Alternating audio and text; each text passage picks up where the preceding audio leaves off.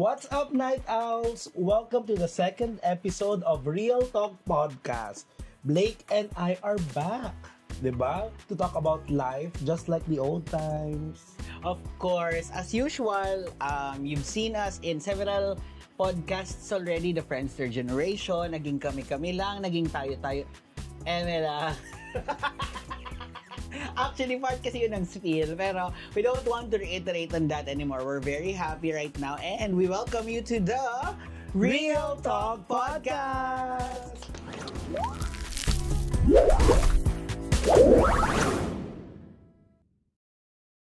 Cue the applause, cue the applause. Ito, of course, before we dive into our main topic for this episode, syempre magkwentuhan muna tayo. Ano ba nangyayari sa buong mundo? Diba? So we're going to talk about whatever is happening in the world. From our FYP to your FYP. Ano ibig sabihin ng FYP nga? For your page. For you lang. For you page. For you page lang. Ah, For ganun. you page. Okay. No more beating around the bush. This is Sa True Line. Speaking of content creators, ate, dahil tayo naman ay mukhang content creator na after reaching a 30K milestone on YouTube. Isang content creator ang nag-viral. Ako, oo nga, isang content creator ang nag-viral dahil di umano raw, masyadong sumobra. Content gone wrong. Ano ba ang nangyari? Ito na nga, te, syempre, napakasimple lang naman ng kanyang ginawa. Pumasok lang naman sa isang refrigerator at nagpanggap na deads. Katuwaan lang sa Alphamart. Napanood mo ba yung video? Napakita ko yung video actually. Pero some content creators nowadays would really go too far, no? For producing a content. Pero, oh yes, I agree with you on that. Pero alam mo, pag nakakita kasi ako ng funny content, una ko naiisip is, kaya ko magpatawa ng ganun, pero hindi ko kayang gawin yun in public. Hindi ko kakayanin talaga. Magkakameron ako ng social anxiety to do that prank in public. And then second, before ko pa siya gawin, papasok na kaagad lahat ng mga pwedeng repercussions na mangyayari. Like, kung ako yung gagawin ko yun, maliban sa kakasuhan ako ng Alphamart, masisira yung ref noon. Which is right naman, I think. It's right that you really think of things first before pushing it through as a content. In my opinion, ako naman, with the right people, kaya akong gumawa ng things in public. What do you mean is, I cannot do that probably at the expense of others. Especially if hindi ko sila kakonsyaba. Yung may mapeperwisyo kang nagtatrabaho lang, may mapeperwisyo kang... Parang yung, wala naman silang issue, wala silang ginagawa, they just wanted to do their jobs. Minsan nga, galit tayo, di ba? Because some people apparently, they don't do their jobs. Masungit sila, or parang late sila. Pero ito, ginagawa nila yung trabaho, madadagdagan pa sila ng trabaho dahil may kagaguhan kang ginawa. Actually, nakakatawa. The problem is, hindi alam nung mga crew na gagawin mo yun doon sa store nila. True. Hindi ka ka-collab ng Alphamart. True. So, talagang it could lead to a damage of property. And of course, ganito yan, te. Yung nandun sa freezer na yun, of course, it's perishable and it's consumable. So, kumbaga, kung ako, hindi na ako bibili ng yelo doon. True. Hindi na ako bibili. Kung may kikiaman doon, tapos nadikit doon sa kanyang kapuwitan, ay, te, hindi ako bibili doon. Pumasok ka doon, tapos biglang galing ka sa labas, dala-dala mo lahat ng bakterya, tapos papasok ka dun sa kaya nga ginagamit yung ganong equipment, yung chiller or freezer, para ma-prevent mo yung tapos ikaw yung magpapasok dun ng outside. Ay, nako talaga. Pero may tanong ako, ganito, paano kung nag-apologize? Ganyan naman tayo mga content creators, di ba? If we did something wrong, we need to apologize. Do you think the establishment should let go? Like, for example, patawarin tong content creator na to once they apologize? Ako no. Kasi it's becoming a pattern eh. Some people take advantage of the idea that it can become a pattern wherein you can do something and then apologize after. It's becoming a pattern already, which is not healthy. Kumbaga, some people think na after they issue an apology, all things are okay na. What about the damage done to the person on shift? Napagalitan siya, bakit mo inalaw yung ganyan? Hindi natin alam eh what transpired behind the scenes. We only saw the video. And then, ako press charges. Yes. Always yung ganyan. Kung upon pressing charges, napag-usapan na wala namang damage, so be it. Kasi, you're only apologizing doon sa public na nakakita ng video. Pero yung establishment, syempre meron silang mga may damage sa imahe nila, may damage din doon sa moral ng taong on shift, which is empleyado pa rin ng establishment. So ako, file charges, so be it. I understand minsan nagkakaroon dito ng issue yung the big guy versus the small guy. Bakit nyo naman ako kakasuhan ng small guy? Imagine ikaw na yung gumawa ng katarantaduhan, ikaw pa yung may audacity na magtawag ng ganun. So ako, illegal natin lahat. Kasi before ka pumasok sa establishment na yon, wala kang pinirmahang kontrata. But I think, sa lahat naman ng establishment, may ongoing rules talaga yan. Yes. Na hindi mo dapat labagin for the sole purpose of creating a content. I think this should serve a lesson, not only to us content creators, but to the general public, that sometimes may limitasyon kasi lahat ng kasiyahan. True. Alam mo, nung high school kami, di ba, may alam mo yun, yung parang pag magkakasama kayo, sobrang saya nyo, minsan nagwawala kayo, minsan nagsasayawan kayo sa kalsada, pero there should be someone na magpapaalala na, huy guys, stop na, baka sumobra na. True. Kasi may tinatawag na sobra So this is eventually a content gone wrong. I feel so bad. Why? Kasi as content creators, we have Feel to... feel mo talaga as content Gusto ko matawag na content creator. As content creators, I think we will be going to Taiwan as content creators, safe to say. But at the expense of being a content creator, we will miss out the Pride March. Oh my God! Diyos ko! Sobrang sad. I am very, very apologetic to all my friends who will be organizing and who will be there during the Pride March. And happy Pride! Yes, this is patapos na ang Pride Month, but to all our listeners, we want you to know na our Mad Summer TV is a safe space to the LGBTQ community, not just during Pride Month, but every month of the year. So Mad Summer TV, pwede kayong lumapit dito if may mga gusto kayo isang guning tanong. Hindi kami specialista, pero this is a safe space, especially to the queer people out there. Yes, and of course, di ba pag tinasabi nga natin ang pinaglalaban natin, equality, even mga kababaihan. True. And of course, ang mga kalalakihan, welcome din sa Mad Summer TV because we're advocating talaga for equal rights to all human beings. And speaking of pride now, Blake, napanood mo ba yung parang nagva-viral ng mga clips ni Mama Rene Salud at saka ni Mama Ricky Reyes sa interview ni Tony Talks, wherein ang sinabi niya, ang mga bading daw, sabi ni Mama Ricky Reyes, ang mga bading daw, pag giniling mo, bakla pa rin yan na hamburger. Ibig sabihin, ang marriage daw is talaga through a man and a woman. But, sorry ang haba ng tanong ko kasi ayoko nang, hindi ito yung main topic natin ngayon. Ay, huwag na natin magtalunan kung dapat bang ipasa kumbaga, kung dapat ba ang marriage for same sex. But what do you think, ano yung nakikita mo ngayong discussion online? Nag-a-agree ka ba sa kanila? Kasi marami nagsasabing mga bakla na parang ano ba yan? Bakit close-minded pa din kayo? Yung mga bakla rin naman kayo. Actually, marriage is a legal term. Sa totoo lang I take marriage as a legal term. If you're going to take marriage as a term in religion, medyo talagang magkakatalo. And I don't want to overstep on any religion who uses the word marriage for, marrying people. Siguro papasok ako dun sa union. Apparently kasi, when you try to dissect the statements of them two, parang regardless if it's marriage or union, I think hindi sila okay. Kasi akala ko nung una marriage lang yung inaano nila, yung pinupunto nila. But apparently if you think of parang if you take a look at it from a general perspective, actually ayaw nila. Parang sinasabi nila na we're tolerated and that is more than acceptance.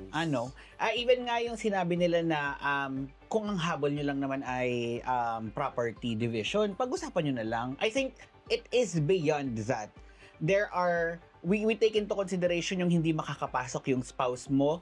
If ever, knock on wood, may mangyari sa'yo sa ospital, hindi yun. Kasi hindi siya technically relative It's more than that. It's being able to acquire yung mga legal rights. Yung legal rights na meron yung ibang tao. Ako kasi ang paniniwala ko dyan always, bakit ko gustong pagbigyan is, may mawawala ba sa akin if pagbibigyan ko ang taong to? True.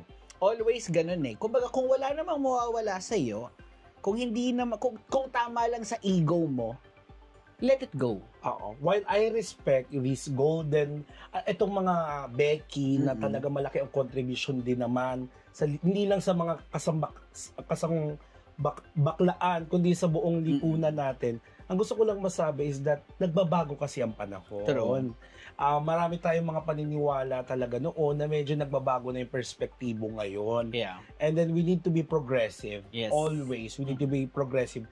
Hindi dapat tayo nasa stuck from before. Mm-mm. Share ko lang, dito sa Quezon City, meron tinatawag na right to care card. Kung kayo ay same-sex magpartner and same-sex couple, binibigyan mo ng special power of attorney through that card ang iyong partner na magkameron ng medical decisions over your body. True. Kung wari na aksidente ka, na coma ka, or kung anumang medical conditions, pwede na tong partner mo to make some decisions for you. And this is a progressive legislation here in Quezon City na i-replicate na rin ng ibang LGU. I'm just saying na hindi mo kasi masabi until it happened to you. Yeah. Until it happened. Tayo nga magkakapatid, magkakamag-anak, pwede naman pag-usapan ng lupa, pero nagkakademandahan. Imaginein mo na lang to, at the very least, kung magulang ka, you wouldn't get mad sa anak mong straight kapag ang partner nila ang nagdesisyon. Pero kapag partner mo, kapag anak mong part ng LGBTQ tapos nag-decide, parang pwede mong gamitin yung barahang yun. Let's eliminate that. Kailangan equal talaga sa lahat. Yun nga kung wala namang mawawala, if nothing will be lost, why would you hamper the rights and the happiness of other people? It's more than rights for me. Yung kasiyahan, yung peace of mind. Yes. At the very least, which is what we have in Quezon City, and I'm proud. I'm a proud citizen of Quezon City. Mayora. Citizen, oo. So, napaka-progressive lang. Now, if you don't like same-sex union and same-sex marriage, di don't avail one. Huwag ka magpakasal. Huwag ka magpakasal sa kapwa mo. Pero ganito guys, no, we still respect your opinion. That's your opinion.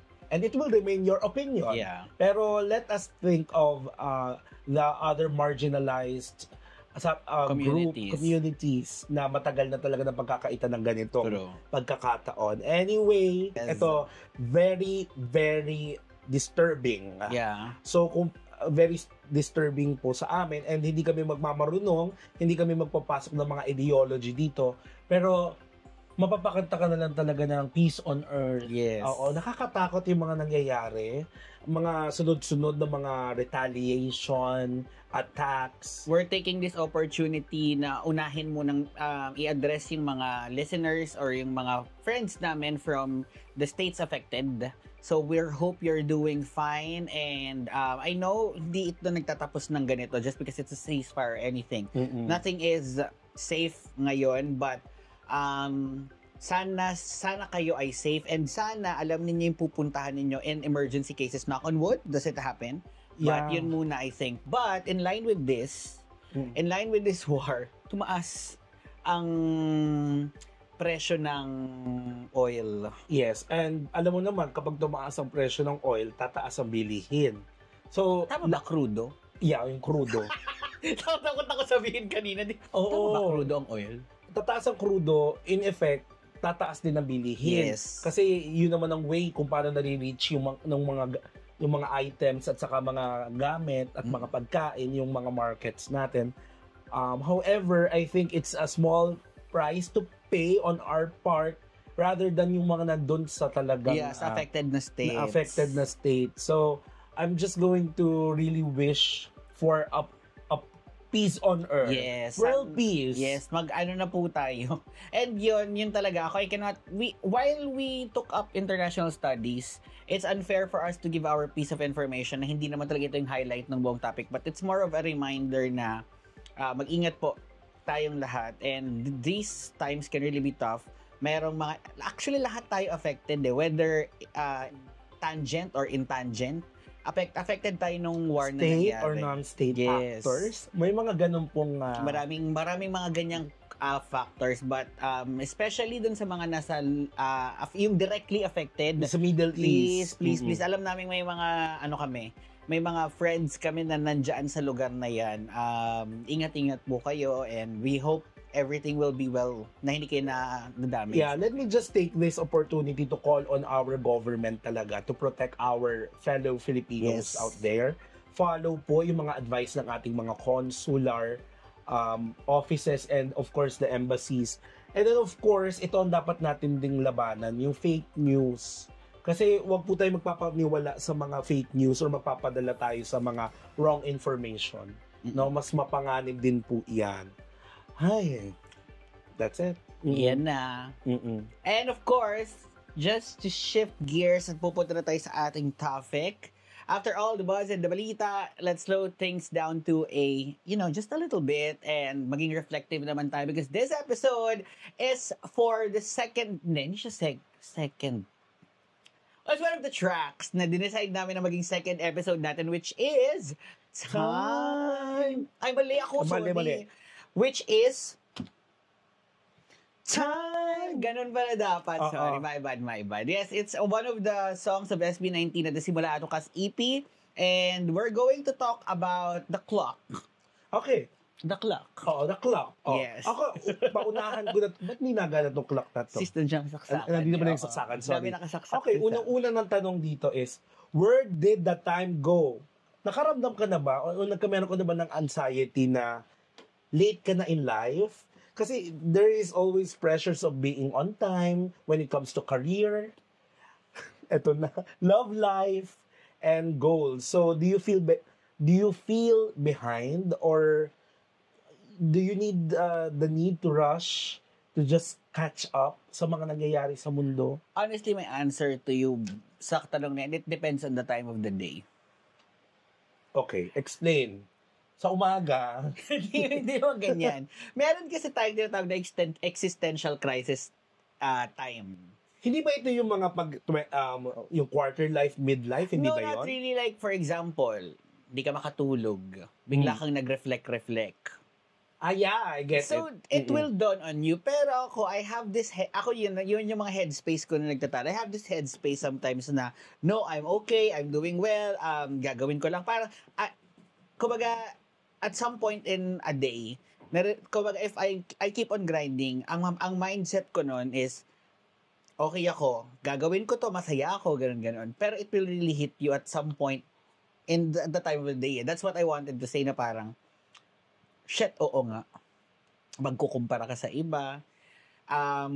Success nila, marriage nila, Career nila. Yun, career nila. So, nasa beach ba sila ngayon? Nakapag-beach ka ngayong summer? Hindi. 'Di ba? May mga ganyan kang time. Though, if you think about it, parang hindi naman kailangan. Pero sometimes it will hit you eh. Depende sa mood mo ng araw na yun eh. And it's okay.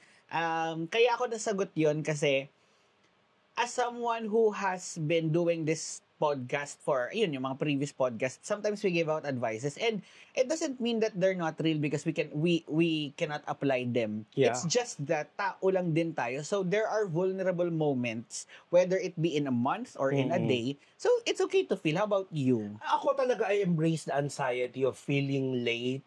I embrace the anxiety of feeling yung FOMO, yung fear of missing out. Before, that was my greatest fear, na ma-miss out ko yung mga bagay na to, ma-miss out ko yung family reunion, ma-miss out ko yung beach bonding with friends, ma-miss Dami out. mong na-miss out na reunion, actually. Yes, sobrang dami kong na-miss na mga ganyan. And then sometimes you see other people na nakakapag-juggle ng time nila sa work, nakakapag family time pa sila, may bebe time pa sila. So sabi ko, kulang ba yung 24 oras sa akin para lang magampanan ko lahat ng role ko as kaibigan, kamag-anak, at saka of course workmate. Talagang it's really gonna dawn into you. But ito lang, Blake, sabi mo nga before ka matulog, di ba? Kaya nga sometimes before ako matulog, kailangan pagod na pagod yung utak ko. Kailangan direct antukin ako. Hindi pwede yung good night, best. Good night, At Sal. peace ka. Hindi ako at peace. And that's a constant battle until now. I-share ko lang sa inyo na hirap ako matulog ng mapayapa kasi hindi ako makakatulog na yung pipikit ako kasi ang daming whispers in your mind. Ang daming unfinished business. You're always worrying about something. I'm always worrying about something. May hindi pa ako natatapos work-related. May hindi pa ako na-edit MST-related. May mga ganon. So, there's always that anxiety. Yeah. But you know what? Now, you should celebrate milestone. Number one, acknowledge that anxiety exists. Acknowledge na makakaramdam ka nito so that para mas ma-process mo siya ng mas maayos. Ako siguro napakahalaga talaga sa akin na recognize, which is why sabi ko nga sa iyo birthdays mean a lot to me. Yes. Kumbaga apart dun sa agreement natin sa friendship, as you have seen, ikaw lalo ka na, kumbaga simula na nakilala kita nung college, I really try to make it a point na to celebrate my birthday. Kasi kumbaga, for 365 days in a year, ilan lang naman ang nasi-celebrate ko dun eh. So, I make it a point to, sige, magiging selfish ako, it's about me. Kasi parang, not every day you get to celebrate yourself. Yes. So, when the opportunity strikes to celebrate yourself, ako, I dare say, go for it. You treat yourself, you treat your friends, however you want to celebrate things. Also, yung mga, ako, honestly hindi ako religious na tao. But, I still, what do you call this? Agnostic. I don't believe in religion. Mm-mm. So, pero, I still believe that there's a higher being. Every morning, I actually talk, thank you, nabuhay po ako today. Parang may mga ganun akong banat. Kasi, while, every day, hindi naman mawawala yung struggle eh. Pero I don't forget to become thankful na Totoo. na So, nag-aano pa ako. every milestone, which is your birthday, you are very thankful for the 30 years that that were given to you. 27. 27 years. Baka bawiin yung We tatlong stopped taon. counting, te. Yeah, pero alam niyo yun, totoo yun ha. So, ako I don't really like celebrating my birthday, pero ako na-inspire ako sa inyo, ng mga friends ko na sineselebrate yung milestone na yan kasi para mag-remind yan na hindi ka pa late eh. Yeah. Diba? You are celebrating your birthday because you are not late. Actually, You are actually celebrating that you've reached that milestone na wala ka masyadong nami-miss out and you are in the right year. Actually, Bes, I don't want to sound hypocrite. Of course, gusto ko rin namang ilibre mo ako kasi with your recent promotion, Ay, wala. alam ko na Maji-jinx naman yan, hindi, te. ang sabi ko nga sa'yo, libre mo naman kami. Pero it's more of, ikaw din i-recognize mo na you achieved something. Of course, bonus on the side sa akin na nag-remind na makakalibre ako sa Gipsal, di ba? Pero yun, it's one thing na, go sis, i-celebrate mo yan kasi you've done it. Yung mga simpleng asaran natin na 6 months, deserve mo yan. Because you really deserve it. Kasi sometimes he becomes reflective na, shit, may nakuha akong ganito, wala akong nabili sa sarili ko. Yes. Ilang beses mo sinabi yan. So parang, minsan ang tingin mo pa doon sa pagbili mo ng mga bagay na nakakapagpasaya sa'yo is burden. Yes. So parang minsan nagiging asaran natin, but underlying meaning nun is, yes, i-celebrate mo pa rin kasi if it brings you happiness, like si Harry before, di ba? Yung mga laruan, natatanong mo yun na, ano mo, bakit bili ka ng bili ng mga ganyan? Hini-stack mo lang naman sa cabinet mo. But it's actually yung, baka sineselebrate niya yung mga bagay na hindi niya nakuha nung bata siya. Oo nga, no? Medyo nababago yung perspective ko kasi sometimes iniisip mo you're late in any point of your career or level of your career or mga goals. Pero if you celebrate your birthday, medyo malilimutan mo yung hinahabol mo na ma-reach. True. So okay, that's true. So parang it is really the adulting milestones True. versus yung timeline ng ibang tao, 'di ba? And yeah, that's true. Now, of course, you've reached a certain milestone, you're already 27, sabi mo. Yes. Pero hindi sinasabi ng birth certificate mo. Yun nga eh. Ayun na nga.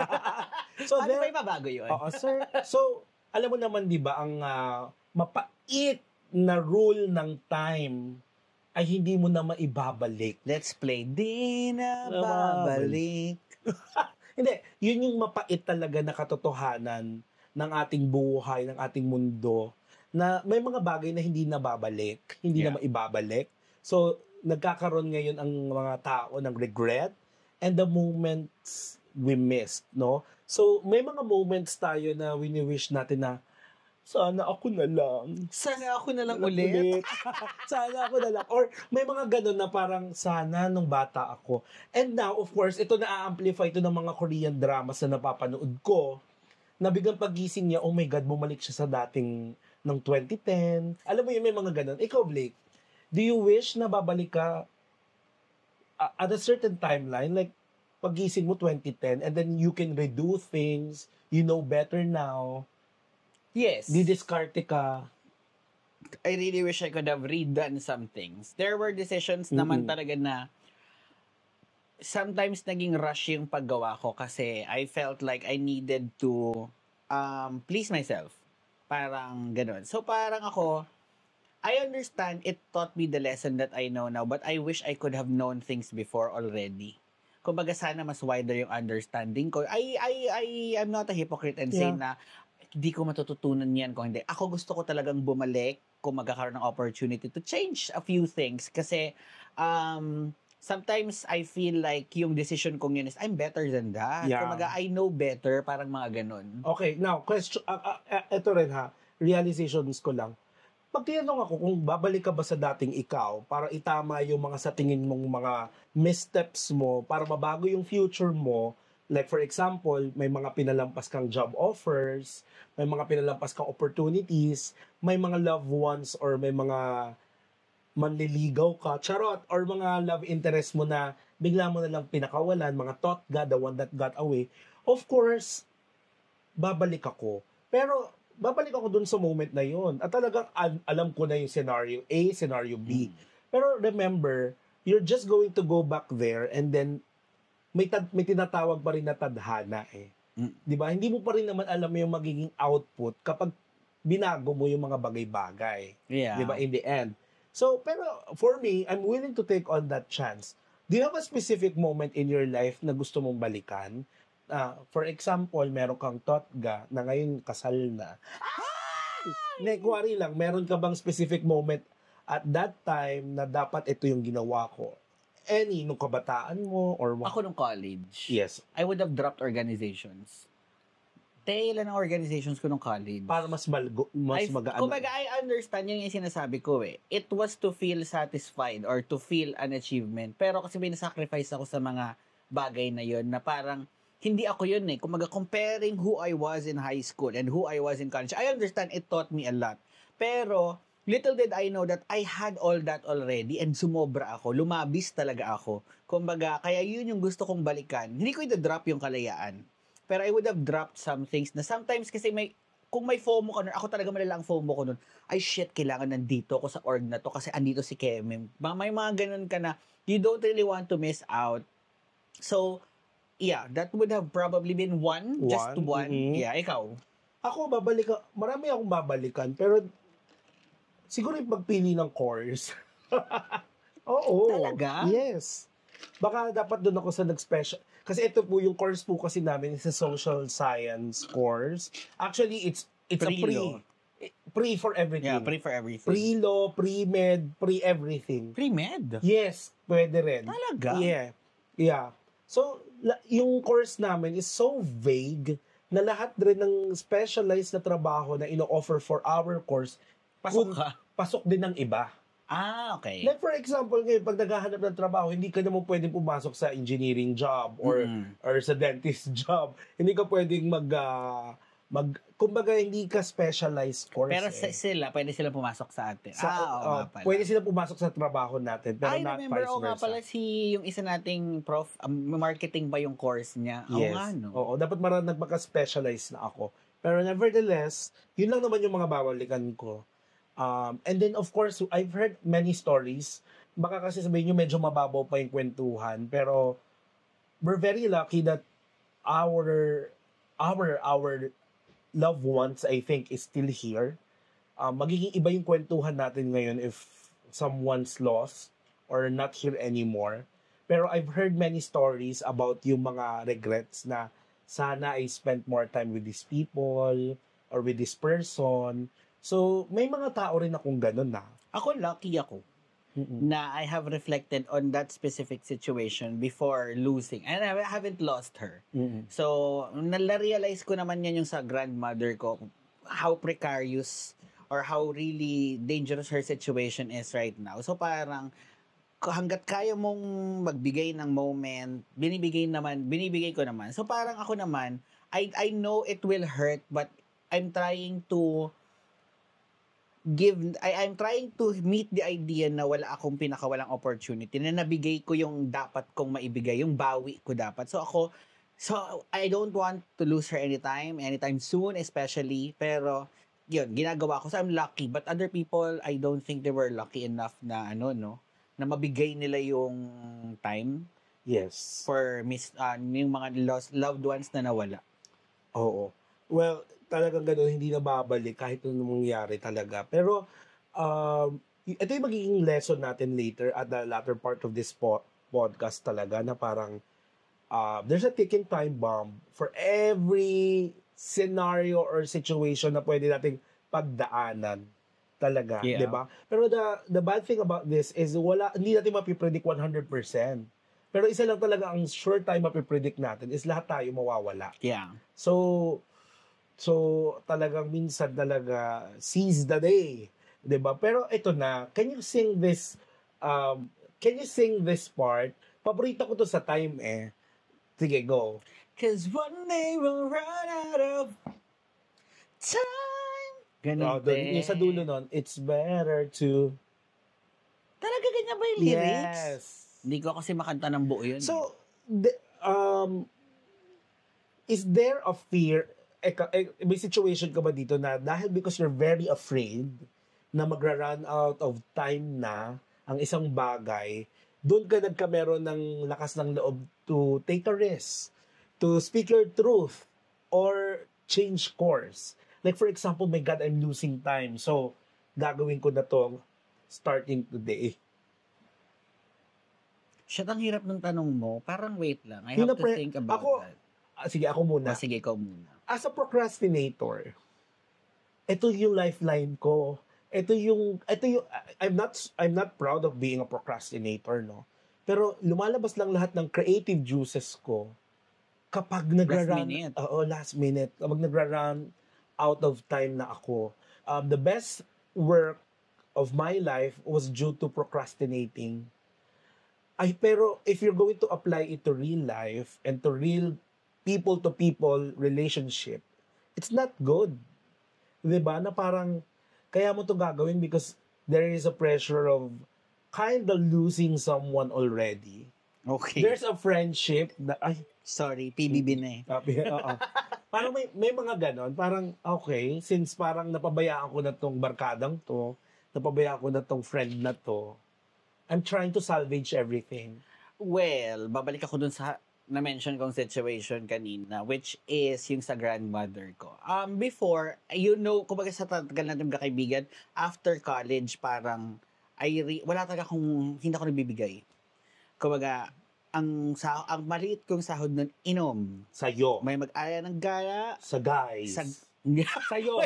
Sorry. Medyo atake yun. Medyo atake pala. Medyo atake. Pero yung kumbaga, it was all for me. Pero it hit me nung nagkasakit talaga yung lola ko. My grandmother was diagnosed with aplastic anemia 2018. Tapos biglang nag-usap-usap kayo magkakamag-anak na, shit, yung perang nilalabas ngayon, napupunta lahat sa meds. Bakit hindi kaya naman pala, bakit hindi na ibigay nung wala pa siyang sakit na pwede siyang mag-travel, maigala namin? Yes. Really, that was a really waking moment for me na it changed a lot sa perspective ko na hindi na ako pwedeng maging lavish sa mga gantong bagay. Ako din, kailangan kong alagaan yung health ko because there was actually a time na may sakit si mami, sumabay ako. Ako dapat yung mag-aalaga sa kanya. So parang, kailangan pala ako, maingat din ako sa health ko. Kailangan ako mismo, maingat din ako. Kumaga, ngayon kung may opportunity, sige, kain tayo sa labas or sige, order tayo. Ibibigay ko na yun. Kasi, kung before, humirit yun, noy, pamerienda ka naman, hindi ko ibibigay yun. Pero ngayon, kumaga, out of the fear of losing her, it really changed a lot of things. It really switched my perspective in life. Na parang sabi ko, hindi na pa pwede yung mga ganitong bagay. Kailangan, kung gusto ko man to, controlled na. Hindi na yung talagang waste. Kasi I realized that I don't have much time with her. Imagine my mother wants me to stay in Davao na talaga for good. Kaya lang, ang sagot ko agad sa kanya, hindi na magtatagal yung matanda. I'm being frank about that. Hindi na magtatagal. Kumaga, she's 81. I don't know how much time we have left with her. Pero, kung hanggat kaya kong ma-spend ang Pasko, ang New Year, nakasama ko sa birthdays niya, ibibigay ko na yun sa kanya ngayon. Yun na yung parang pinaka sagot ko dito. Kasi kanina nag-isip ako, tapos nung sinabi mong out of the fear of losing someone na yun nga, Kaya, nauubos na yung oras. So, honestly, if you knew me back then, mas loose ako. Mas talagang rush ako gumawa ng desisyon. Ngayon, meron ako mga tinitake into consideration. Ayokong mawala ng sobrang tagal kasi hanapin ako ng lola ko. Yung mga bakasyon, kailangan, dun sa bakasyon na yun, I take a piece of that place, diba, ibibigay ko sa kanya pasalubong. Or, mami, pupunta tayo dyan next time. So, yung mga ganong opportunity na ako, I'm taking care of myself, but at the same time, I want to take care of her din, or maibigay yung mga maliliit na bagay, not really everything, pero I don't really have that much time with her. So, yun yung pinaka-sagot ko siguro dito. Yeah, ako naman ganito, parang, you know my father, diba? Yung father ko kasi, yung mga kapatid niya, parang at the age of 60, nawala na. Yung iba hindi umabot ng 60. So, meron siyang concept ng lifespan na hindi siya aabot more than 60. So, siya na lang ba ngayon? Sorry. Ano? Siya na lang ngayon? Hindi, meron pa naman. Na mas mga bata sa kanya. Okay. Pero, what I'm saying is that nung na-reach niya yung age ng 60, sa iba milestone yun, yung sa kanya, parang it's already the start of the end. So, nagkakameron talaga siya ng depression, meaning, napapaisip na siya na parang, hala, malapit na ako. So, nagkakameron na siya ng dreams na baka sinusundo na siya ng mga kapatid niyang nauna na. And you know, yun sa history ng illnesses ng family ko sa father's side, it's really probable. Yeah. If, so to speak, it's really a probability na baka nga hanggang dun lang kami sa edad na yon. Me, myself din kaya I'm already at the half kung yun yung basis kung yun ang basis ko. Kasi kung yun din ang basis ng tatay ko. So ngayon, yung tatay ko talaga, gusto niya mag-travel. Oh, okay. Kaya, pag nag-request ng travel yan, minsan ito masakit sa akin yun. Napagsasalitaan ko pa minsan ng masama. Kasi, ang laki ng gastos ko, gusto niyo pa akong gumastos. Ganon. Kasi, hindi po murang mag-travel, yes. diba? Katulad ng recent travel namin sa Japan, sobrang mahal. Pero alam mo, ito sasabihin ko doon ako natutong umutang sa bangko. Mga 6 months to pay. Alam mo, mahal yung travel namin sa ibang bansa. Akala lang ng iba talaga jet setter si Bading. Akala niyo jet setter ako. Pero hindi ako nagbabakasyon doon. Nagtatrabaho ako in a sense. As tutor ko yung parents ko at mga kaibigan nila. Pero nagbabayad ako ng 6 to 12 months to pay sa credit card. Kasi ang logic ko nito, ang sinabi ko sa mga kapatid ko, lahat ng mga nagsishare sa atin na nung nawala yung parents nila, humihiling rin na makapag-travel. But they have the resources, but they don't have the time. Ang dami nilang pera, pero busy sila. So sabi ko, tayo na nandito pa yung tatay natin, nandito pa yung magulang natin, ba't di natin gawin? Pagbigyan natin. Mahal, yes. Pero kikitain natin yung pera pabalik. Which is nakita ko naman sa'yo, like, minsan meron ka lang talaga, normal lang mga pitik. Hindi, normal naman yon kasi like, for example, leave credits. Usapang leave credits or usapang may lakad na ako niyan.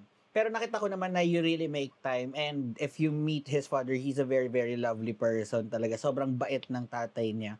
And naiintindihan ko yung ganun yung pagbibigyan mo naman, may mga pitik lang talaga. Oo, kasi ang mahal. Pero alam mo, maraming salamat din sa Mad Summer TV kasi yung personal nating indulgence, sometimes, di ba, kahit pa paano, nakakatulong din naman ang mga pakape-kape. True. So, parang sabi ko, kaya ito yung mga side gig na masaya na parang yung, kumbaga, nakakardagdag sa atin. Because actually, time is equals to money. Yes. Just go. If you lost time, you lost money. Ano yun? Money can't make you happy. Tama ba yun? Money can't make you happy, no. But, more money can, alam mo yun, may ganun kasabihan parang, money can't make you happy. Parang I disagree. Money can't buy you time, but money can't buy you happiness. No! Yun, sabi nila, money, nalimutan ko bigla. Lagi ko itong sinasabi pag nagdi-discuss ako. Sabi nila parang, ayun, money can't buy you happiness. But, money can buy you time. Yun ang katotohanan. Paano niya bibili ang time? Kasi may mga lumalaban tayong mga kamag-anak sa hospital bed na nakakapagdugtong pa ng buhay kapag... Okay, gets. Totoo po yun ha. Meron akong mga kakilala, hindi ko na lang babagitin kung kamag-anak ko o hindi, nadadagdagan ng buhay because of they have the money na pwedeng gamitin sa hospital. So, money na pwedeng sunugin sa hospital. May totoo yun na. Totoo naman. And then money is equals to time because yung quality of time actually. Well, I think in the same case, in the same manner sa lola ko, feeling ko din naman nagawa namin yun. We bought her a lot of time. Yeah. Kasi kahit na minsan minsan parang kahit siyang, actually yung lola ko parang ano na siya yung ayoko na. Pero tuwing nasa hospital kami, kailangan sila ng dugo. Go, magkano yung dugo? Kailangan, sige, mababawi natin yung mga ganun. So yeah, I agree. Oo nga. Oo. Di ba? So parang... Well, I don't have the luxury of buying or affording, pero you try to make do. That's why we're working. Yeah. Kasi kung hindi ganyan ang sitwasyon ng tao ngayon, baka hindi medyo hihilata tayo, 'di ba? That's why we're working. Sabi nga, ito nga actually masamang pakinggan, yung sabi niya, we'll rest when we're dead. May ganon. Kasi sinasabi, 'di ba? Ba't nagtatrabaho ka ng 8 to 5, mamat summer TV ka, nagtitinda ka ng insurance, kumbaga para ka bang nagiging travel agent, tapos nagiging tour guide ka pa, at marami pang mga bagay tayong tinitake na mga extra gig. Alam mo, minsan sinasabi ko na lang, I'm going to rest when I'm dead. Oo, totoo din naman. Yung ganun. Alam mo, yung bumagsak yung immune system ko, yun ang sinabi ng doktor, ilan ba trabaho mo? Sabi ko, 3 po? Or 4? Sabi niya, oo. Pagbata ka talaga, pwedeng ganyan, marami kang trabaho. Pero, sinabihan din ako ng doktor, pero wag to the point na maunahan ka ng Yes. maunahan ka ng sakit mo. Kasi pag naunahan ka ng sakit mo, kahit 4 ang trabaho mo, mawawala lahat 'yan. 'Di ba? So it's a reminder. Pero alam mo, going back to our topic, we only have 24 hours talaga. All of us have 24 hours. That is the greatest equalizer. May pera ka man or wala, kung hindi ka magbibigay ng time dun sa mahal mo sa buhay, wala kang time na naibigay sa kanya. Kasi nabanggit ko nga, di ba, may mayayaman ako kakilala, ang dami nilang pera pang pa-abroad, pero hindi nila na-tour yung mga magulang nila. Hindi sila nakapag-spend time sa Disneyland or even dito lang sa Luneta Park. So iba-iba pa rin talaga. Hindi lahat equal yung kumbaga may pera, pero kinulang sa oras. Yes. Yung iba, ang daming oras. It's never really a balance sa mga ganitong bagay. Nagpe-pep talk ako dyan, di ba? Na parang ang 3 lang daw yan 3 lang yan, guys. Pag bata ka, you have the time, but you don't have the money. Okay, ang abag na travel kasi is time, energy, and money. Pag bata ka, you have the time, you have the energy, but you don't have the money. So you cannot travel. Pag naman nagtatrabaho ka na, you have the money, you have the energy, but you don't have the time. At kapag matanda ka na, you have the money, you have the time, but you don't have the energy. So if you have the 3 of these, good for you. Hindi, kumbaga, pag talagang i-balance mo. True. So talagang mapaglaro ng time and tumatakbo. Ngayon may gera. Yeah. There's a looming war. So, we're running out of time again. Pero it's not an excuse para tumigil na lang. We solicited stories that we could read in this podcast relating to the topic. I'm a former career woman who chose to focus on my family as a stay-at-home wife in my 40s. I'm happy and grateful to God, but I do have regrets. Missed opportunities when I was still single and working. Ang bilis pala ng panahon. So to all single and working women out there, go for your goals, invest in yourself, travel if you can, spend wisely, and enjoy life with your friends. Study, take your masters, learn new skills, lalo na if you'll be a mom someday. In most marriages, women adjust the most, especially when the husband is a good provider. I don't regret prioritizing my kids, but I lost a part of myself in the process. Now that my kids are older, I'm planning to take my master's and start a small business to rebuild myself and help my family too. Matt and Blake, I hope this message reaches your young and career-driven followers. Life moves fast, so prepare for the future and enjoy your present. Wow. True.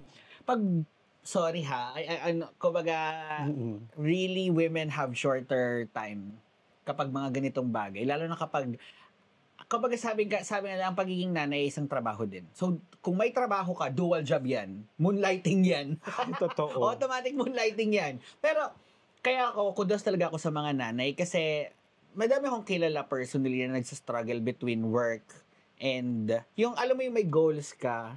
Kaya lang, you have to let some of them go kasi lalo na kung may kid ka na. Minsan naman, sobrang dami mong na-achieve, gusto mong maging nanay, kaya lang hindi mo ma-let go. Hindi mo ma-let go yung some part yung sa trabaho mo kasi gusto mo yung ginagawa mo, pero at the same time gusto mo maging nanay kasi let's face it, the truth of the matter is hindi ka naman pwedeng mag-anak lang tapos kaya pag nag-anak ka, syempre ang gusto mo dun is mapalaki mo yung bata, ganito ganyan. So yeah, kudos sa lahat talaga ng mga working moms. You really have done a lot. As a good provider and as a good parent. So, yeah. It's never too late to try. Yun na nga, nabalik ko, di ba? Dito sa, well, unang-una, kudos sa'yo, mommy, kung sino ka mang nagpadala ng letter. May nagsabi nga, ito yung mga unemployed mom. Sabi ko, hindi sila unemployed. Mga stay-at-home mom. Employed sila True. sa gawaing bahay, pag-aalaga ng household nila, ng anak nila. So, do not loosely say na wala silang unemployed sila.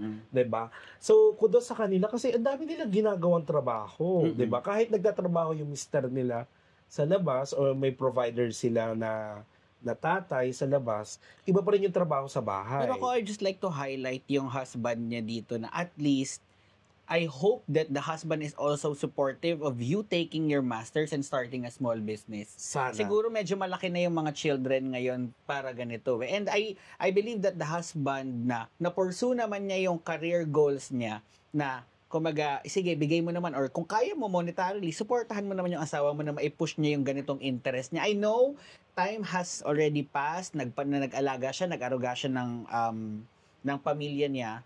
But at the same time, it's also, kumbaga hindi ka lang nagpe-payback dun sa sa mga, actually this is a payback, sige. This is a payback kasi, nagpo-provide ka pa rin sa family, pero kasi ikaw na-push mo yung kailangan mo, yung gusto mong gawin, pero the more often than not, the women, they have to hold back.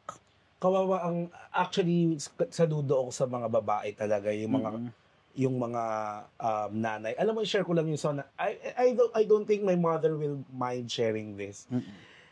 Yung nanay ko, naging nanay siya at the age of 21. And then there was a period of time na talagang kayod kalabaw siya. Ito si Beverly. To provide. Kayod kalabaw si Beverly. Wala siyang skincare. Sorry, mother. Pero ang tsaka talaga ng nanay ko. Nung talaga alam niya to, nung nagtatrabaho, talagang magulo yung buhok niya, sunog na sunog yung katawan niya dahil sa init ng panahon kasi lahat ng pwedeng pagkakitaan, nagtitinda siya nag-aalok siya ng mga grocery items, pumupunta siya sa rural area para lang makabayad ng tuition namin. And there was a time na pag makikita mo talaga yung legs niya, punong-puno ng varicose veins. Until now, wala siyang social life. Sabi ng kapitbahay namin, na best friend ng nanay ko ngayon, nung bata kami bilib ako sa nanay mo, wag ka magtatampo kung hindi mo siya nakikita buong araw. Kasi sobrang sipag ng mama mo. And that's true. Talaga ang daming sinacrifice ng nanay ko talaga na to the point na hindi namin siya kilala early years. Yaya ang kilala ko. Yaya talaga ang nagpalaki sa akin. Pero now, look at my mother. True. She wanted to be a dancer. Yes. So she could be the best Zumba dancer there is. Alam mo, ngayon, iba na po yung nanay ko. Natuto na siya Make-up, skincare. Natuto na siya mag-skincare, Salon. napapasalon na siya, papaunat ng buhok. Ngayon lang siya nagdadalaga. And deserve. Eto hindi ko kinakain na every year para siya nagde-debut. 50 is the new 50 is the new 20. Sa nanay ko, siguro may dalawang dekada ang nawala sa kanya. Mm-mm. So it's never too late. Hindi naman, 2 dekada. 2 dekada. Kasi nung 20s ako, doon ko na nakikitang lumalantod na ulit yung nanay ko. Okay. Doon ko na nakita na nagpa-pants na ulit siya, nagma-maxi pill na siya, and yung skin niya, medyo maputi yung nanay ko, umitim lang talaga. Pero ngayon yung nanay ko, kailangan nagde-debut. Deserve naman. So anong ibig talaga. sabihin, even though you've dedicated some of your 20s or 30s with your kids, always remember na may time pa talaga to revisit and find your lost self in the process. And luckily yung mother ko, and siguro, ngayon lang nakapag-travel yung nanay ko, kaya gigil na gigil. Kaya nakikita ko din naman sa kanya. So, ikaw talaga, sa nagpadala, it's never too late. Congratulations on your masters. Learn new skills. Yeah. Mm-mm. And now, our second testimonial. Nako, napakaraming nagpadala. Okay, I realized how precious time really is when I was diagnosed with chronic kidney disease in 2012. Years later, I was already working while on dialysis. Then, during the pandemic in 2021, I underwent a kidney transplant.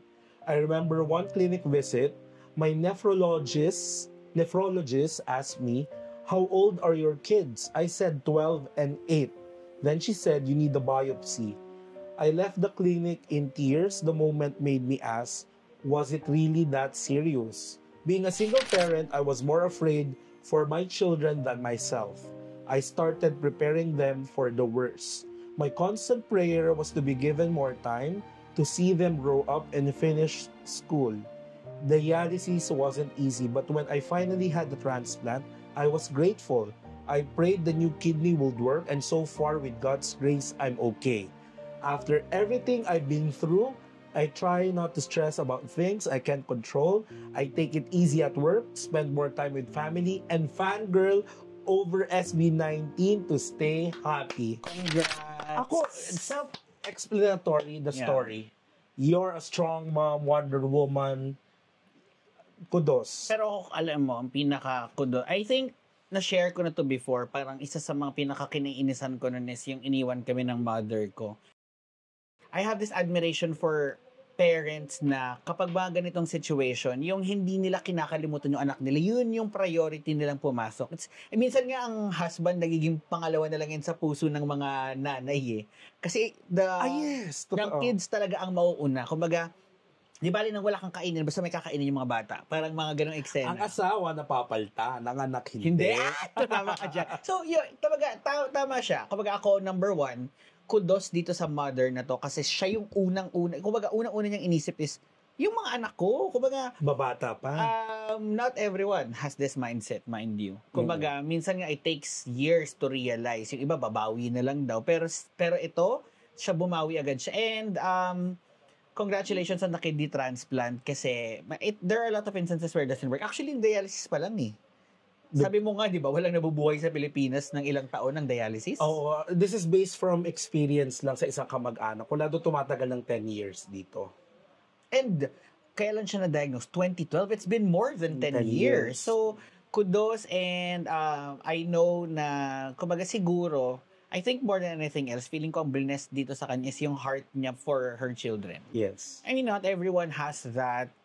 So, yun. Ako, sobrang na-admire ko to nung naisip na agad yung mga anak niya. Paano sila? Kasi, di ba yung iba, parang hindi mo kasi alam kung anong mangyayari sa anak mo if you're gone eh.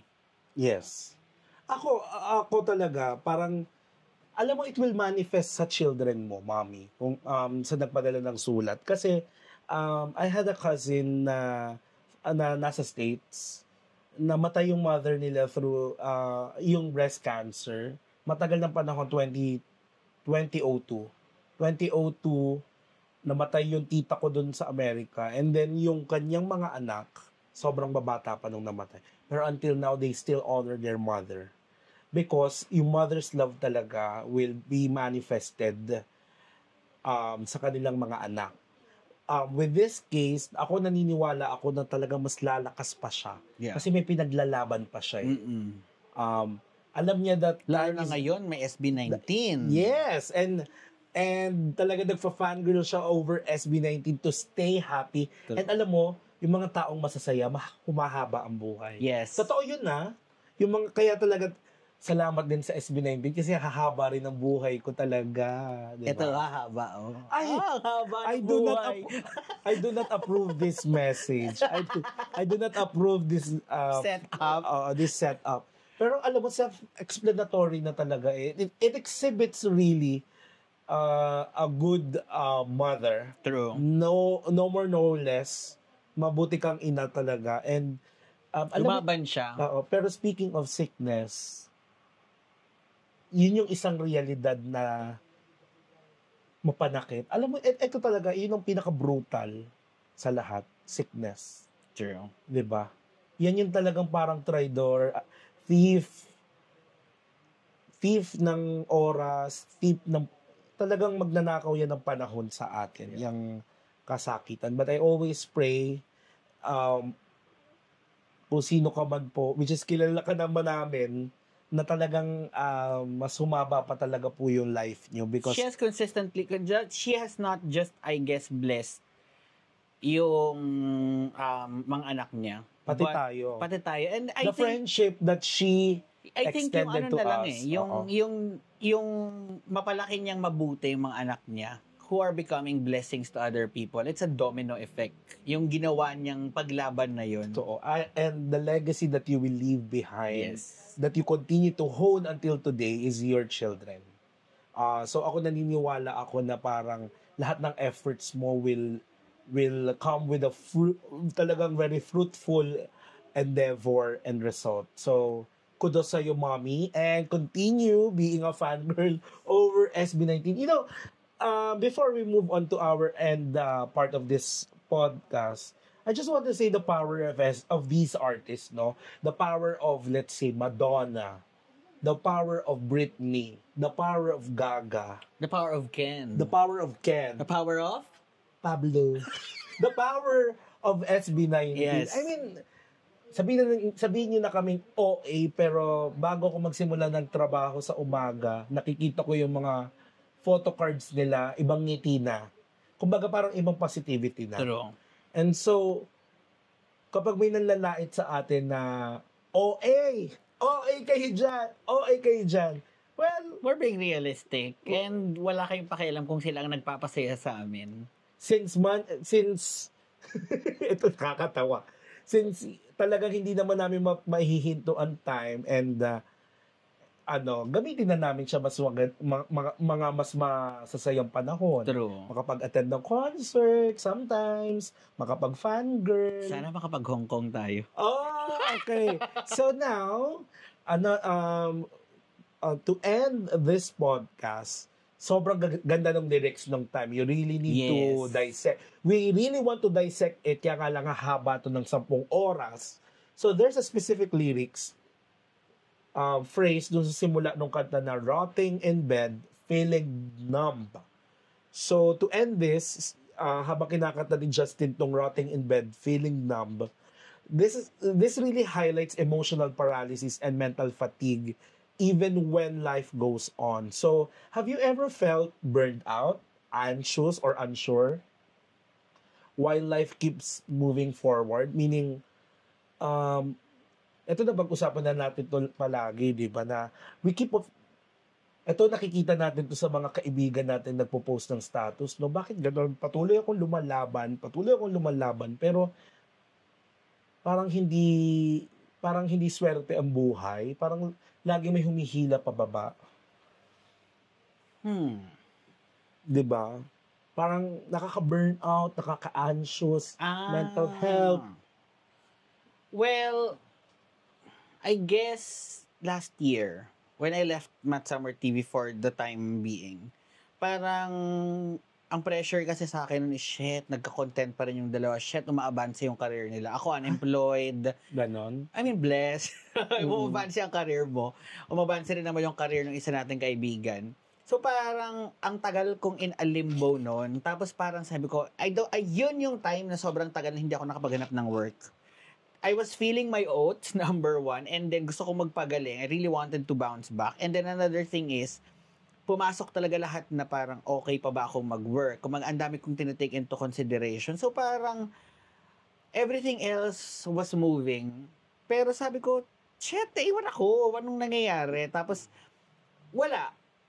I don't know what the waking moment was. Pero parang sabi ko, it can't be forever like this. Tapos up until na, sabi ko, hindi pala titigil tong ganitong estado ko until I get up and do something. Tapos yun, I started doing something, small things, and then eventually, naka-keep up na ako sa pace. Hindi ibig sabihin na nagkaroon ka ng obstruction.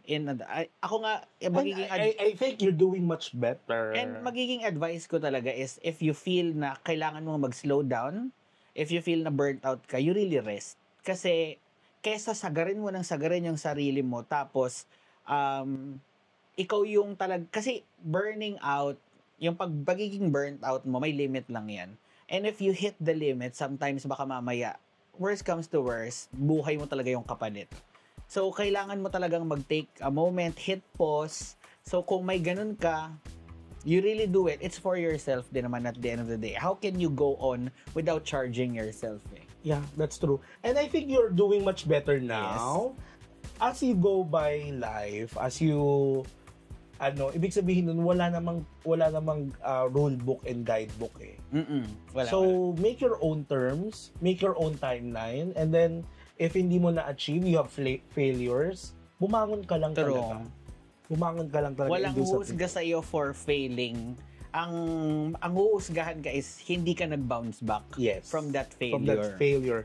So, of course, we're very excited for our next episode. Yes, 8-ton ball is coming. It's about breaking your limits and discovering your strengths. Again, if you'd wish to sponsor that specific episode, let us know in Matt Summer TV. Send us an email, or you can also fill out the form that we posted in our posts page in our YouTube tab. So, maraming salamat sa nagpakape sa amin today. Ayaw niya magpabanggit, pero may sponsors na rin tayo for some episodes na nag-pledge. Maraming salamat. But wala pa tayong sponsor for next week's episode. So again, it's 8-ton ball. So let us know. And maraming salamat sa pagsuporta ninyo. In fairness, hindi ko man nakita dahil nasa members only page namin yung podcast na unang episode. Released na po siya ngayon in public. So thank you very much, and we wish that you continue to support that. Always remember, napakahaba ng aming podcast, napakahaba ng aming content, pero pwede nyo kaming gamitin background noise. Patugtog nyo sa mga event nyo, and syempre habang nagda-drive kayo, naglalaba kayo, patugtugin nyo lang to. So thank you so much. Yes, thank you very much for tuning into our episode 2, which is time. This is the Real Talk Podcast. I'm your Sugar Spice, and sometimes nice. My name's Blake. And this is Matt. If you want to support this channel, all details are under the video description below. Bye!